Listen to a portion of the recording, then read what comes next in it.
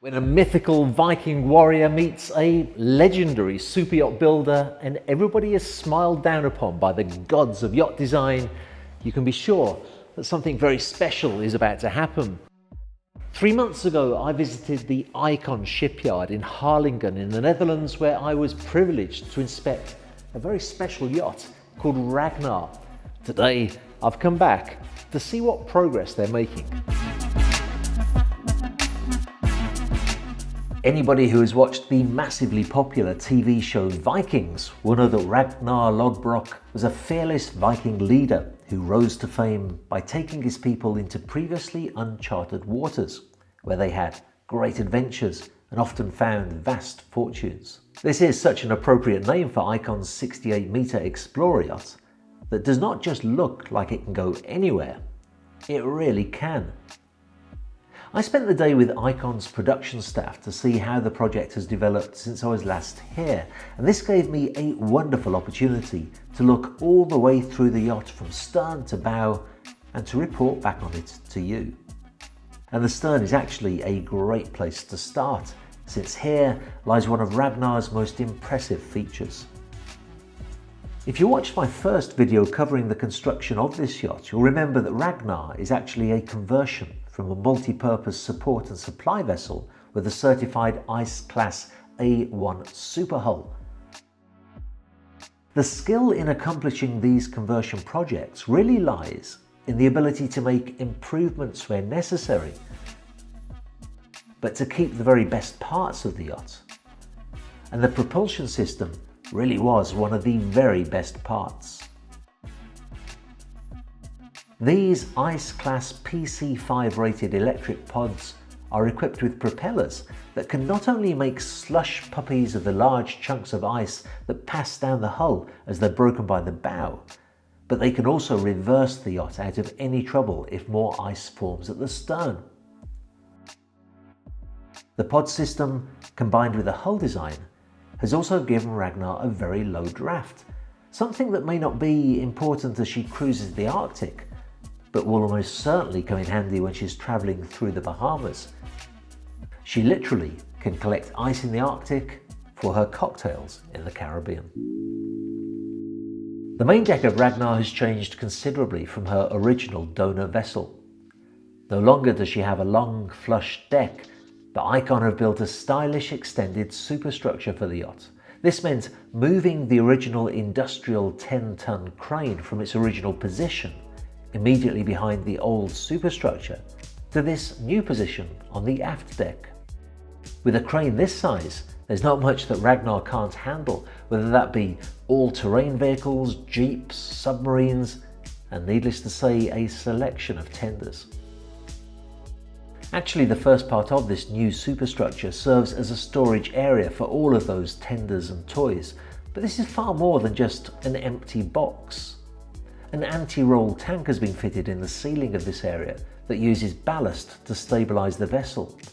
And a sophisticated fuel tank and supply system is located behind one of the walls, leading directly to the helipad above, of course.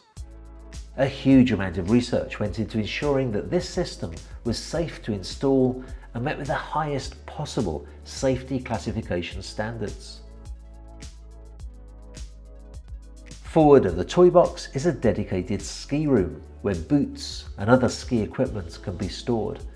But take a look at the two stairwells to port and starboard of this area and just see where they lead. The starboard stairwell leads to this large area that shall be used as a spa. And after a day of jumping out of a helicopter to ski on totally virgin snow, I can just imagine how wonderful it will be to relax in the massage room, the sauna, or using the other facilities planned for this area. Meanwhile, the portside stairwell leads to a very well-equipped gymnasium, so it has to be said that this is a yacht for those with the spirit and the heart of a Viking who really enjoy an active and exciting lifestyle.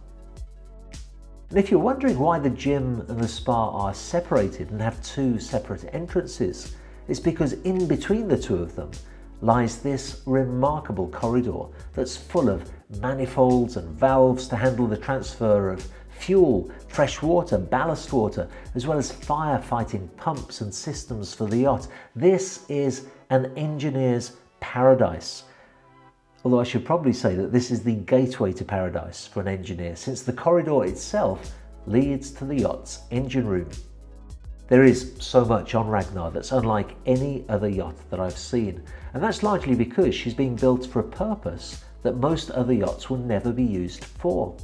When you enter the engine room, the first thing that you see is this very large boiler, fitted because the yacht will be taken to some very cold climates indeed, and so the heating system on the yacht will be every bit as important as the air conditioning system on most other yachts. The main engines themselves seemed very far apart to me when I saw them, but then I remembered that this is a diesel-electric yacht, so the engines can actually be positioned for maximum stability, since they're there to generate electricity for the azipods that propel the vessel. Actually, Ragnar is set up so that the engines can run both the propulsion and the hotel services on board, although she's also equipped with sizable generators for running the hotel when the yacht is in port or at anchor, as well as being available to supply absolute maximum power to the propulsion if necessary. The engine room itself, though, is just one part of the fascinating technical features of the yacht. Off of the engine room, there is a huge transformer room, an engine control room from which the entire vessel can be controlled. And just look at this room that contains a sewage treatment plant, a ballast water treatment system, and the biggest chiller unit I have ever seen, kept under cover for the maximum protection during the build process.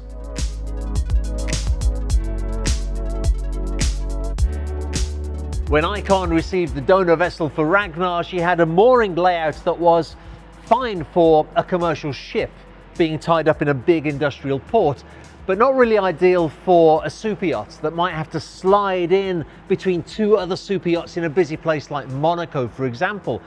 So they completely redesigned the layout of the winches and the deck hardware so that she can be tied up safely even in a busy and crowded marina.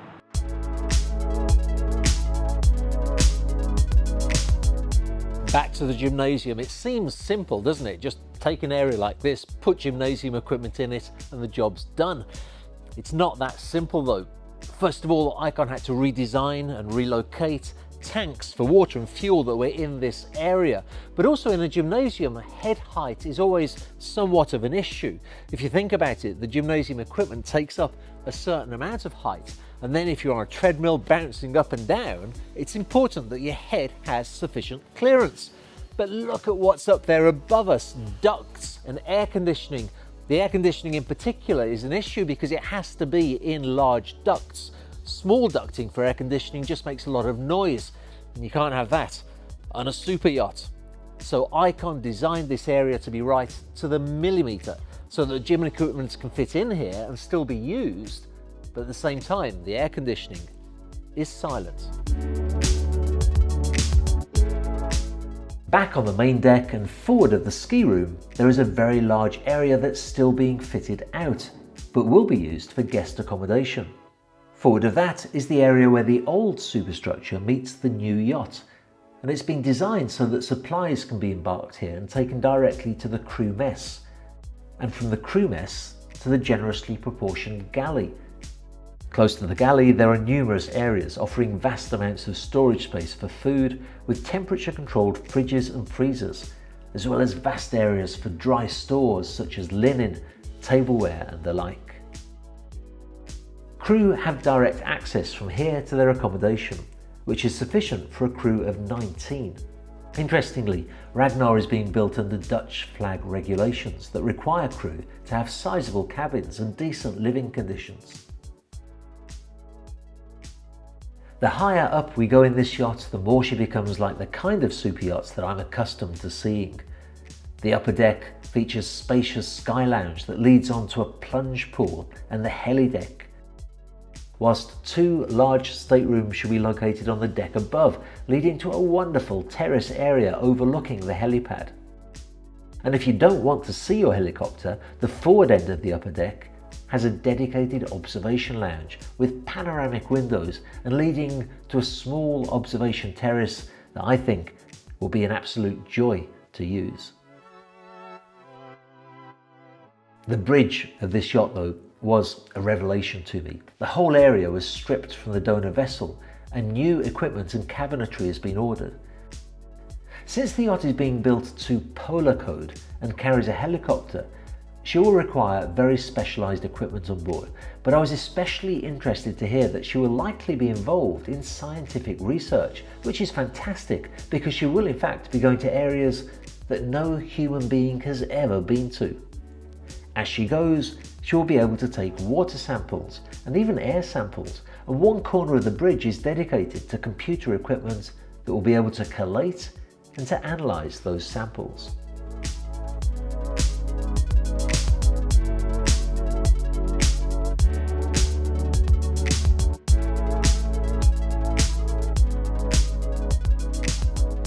Scientific research, polar class certification, design inspired by Vikings. This is unlike any other yacht I have ever been on, and there's so much more that I would love to tell you about. So it's just as well I'll be back here again in about 3 months to give you another update on the construction. Now up here I'm on the sun deck, and this is a little bit more like what I'm used to seeing on a super yacht in construction. So you have this huge jacuzzi tub being built, space dedicated for a bar and a barbecue, lots and lots of sunbathing areas on board. Worth mentioning too that the stacks up here are completely functional. Now the production team at Icon explained to me that these stacks take the exhaust from engines, generators, boilers, and it's quite difficult to fit them all in, but they've been able to do it and still keep the lines of the yacht looking absolutely magnificent.